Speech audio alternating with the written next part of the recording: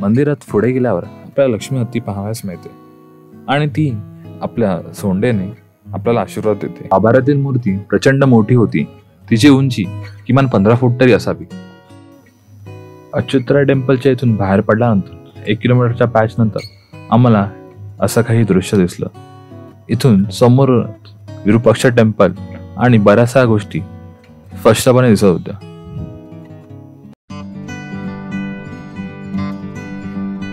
नमस्कार मित्रांनो, मी आहे moto blogger Tej and welcome back to my channel. तर मित्रांनो, आपल्या चॅनलवर आता 982 सबस्क्रायबर ऑलरेडी झाले आहेत. तर तुम्ही जाऊन पटापट सबस्क्राईब करा आणि 1000 पार करून टाका.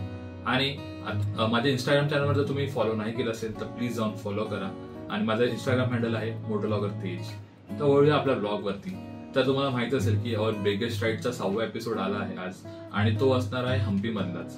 तर तुम्हाला आज मी या ब्लॉग मध्ये must visit places in Hampi दाखवणार आहे. तर जराही वेळ न घालवता स्टार्ट करूया आपला ब्लॉगला. मित्रांनो, आज होता हम्पीचा दुसरा दिवस.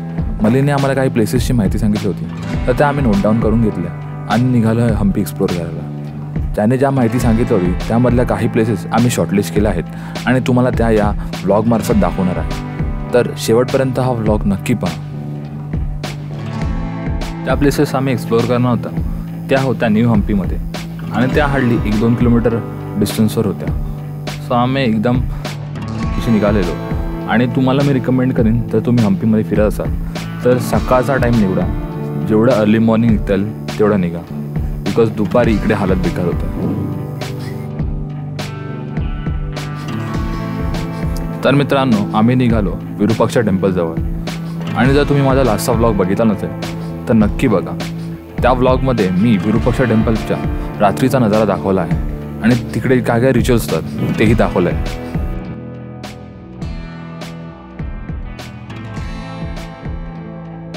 आमचा आज सेकंड डे आहे हम्पीमध्ये. काल जास्त फिरायला नाही भेटलं, पण आज आम्ही मस्त फिरणार इकडे.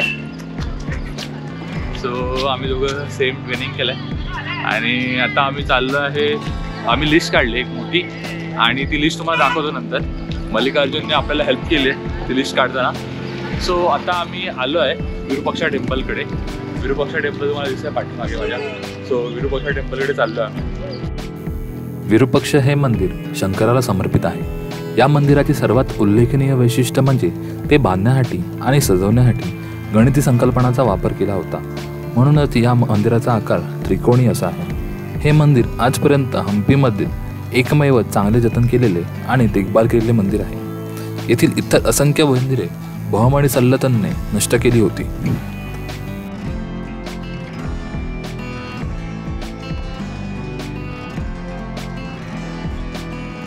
मंदिरात पुढे गेल्यावर आपल्याला लक्ष्मी हत्ती पाहावयास मिळते आणि ती आपल्या सोंडेने आपल्याला आशीर्वाद देते. तर तुम्ही या मंदिरात येत असाल तर सकाळच्या टायमाला या, तुम्हाला हिचे आशीर्वाद नक्कीच मिळते. सध्या मुख्य मंदिरामध्ये गर्भगृह, 3 आधीचे कक्ष, 1 खांब असलेला सभामंडप आणि 1 खुला खांब असलेला सभामंडप आहे.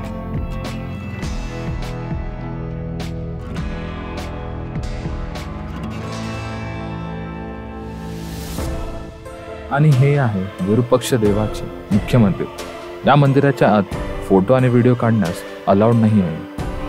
तसेच इथे बरेचसे लहान लहान मंदिरं सुद्धा आपल्याला बघावयास मिळतात.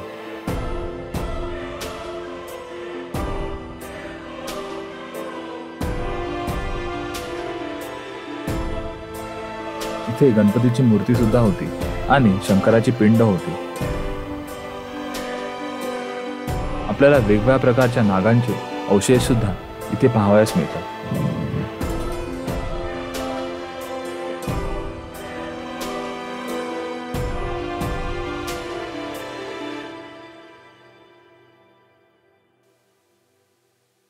मंदिर बाहेरून अजूनच सुंदर दिसते आणि यामध्ये जे तलाव आहे तिथे तुंगभद्रा नदीमधून पाणी येते. मित्रांनो, आता आमचं विरूपाक्ष टेम्पल कंप्लीट झालं आहे. आता आम्ही दुसरा नेक्स्ट डेस्टिनेशनसाठी चाललो आहे. सो आम्ही पूर्ण ही लिस्ट काढली आहे. ही लिस्ट मल्लिकार्जुन बरोबर बसून काढली आहे. सो आता नेक्स्ट आमचं डेस्टिनेशन असणार आहे पीनट गणपती. पीनाट गणपती आणि आपलं कृष्णा टेम्पल पण बाकी, पण कृष्णा टेम्पल नंतर करूया. सो नेक्स्ट डेस्टिनेशन आहे आपलं पीनाट गणपती. सो जाऊया तिकडे. तर मित्रांनो, आम्ही पोचलो पीनट गणपती म्हणजेच कडालेकालू गणेश मंदिराकडे.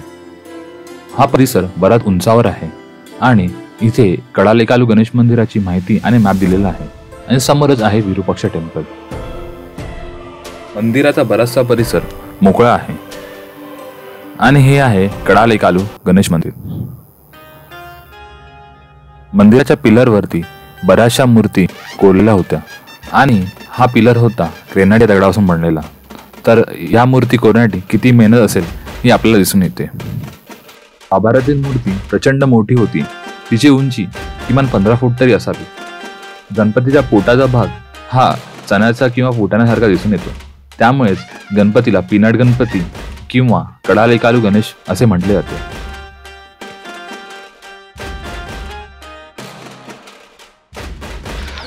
कोदंडरामा टेम्पलच्या इथे चाललोय.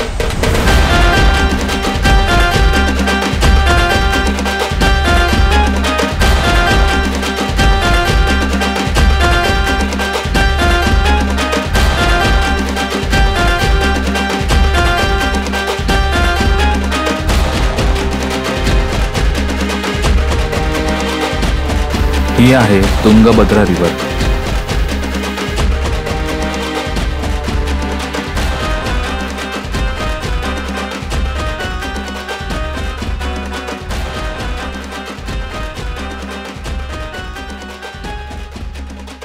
अशा प्रकारे आम्ही पोहोचलो कोदंडरामा मंदिराच्या इथे.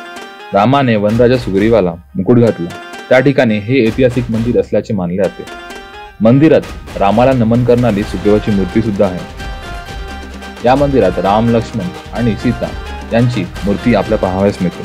हे मंदिर आहे तुंगभद्रा नदीच्या काठावर वसलेले.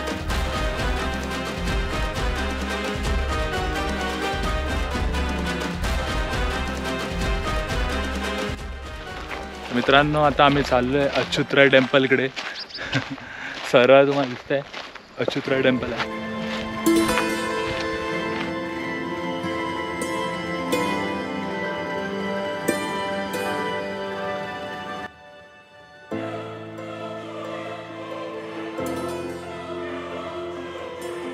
हे मंदिर या राज्यातील दरबारातील एका उच्च अधिकाऱ्याने भगवान तिरुवेंगलनाथ जे विष्णूचे रूप आहे यांना समर्पित करून हे मंदिर बांधले असावेत असा दावा केला जातो.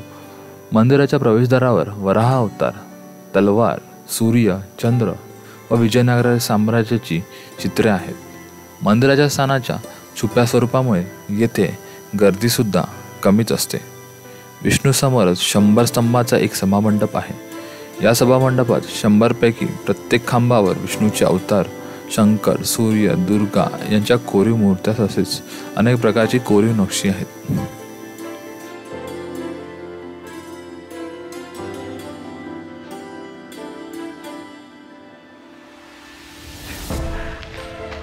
मित्रांनो, आम्ही आता आहे अच्युतराय टेम्पलच्या पाठीमागे. इथे असं लाईक काय आतमध्ये मूर्ती वगैरे नाही आहे, फक्त फोटोजेनिक प्लेस आहे. तुम्ही इथे फोटोज वगैरे काढू शकता. तुम्हाला ते प्रतीक्षाचे आम्ही योगा व्हिडिओज इथे काढले.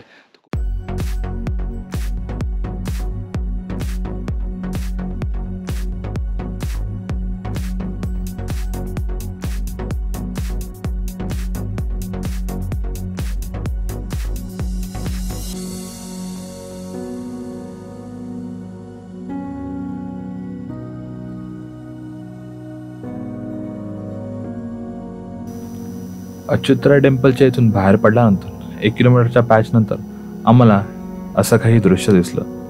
इथून समोर विरूपाक्ष टेम्पल आणि बऱ्याचशा गोष्टी स्पष्टपणे दिसत होत्या.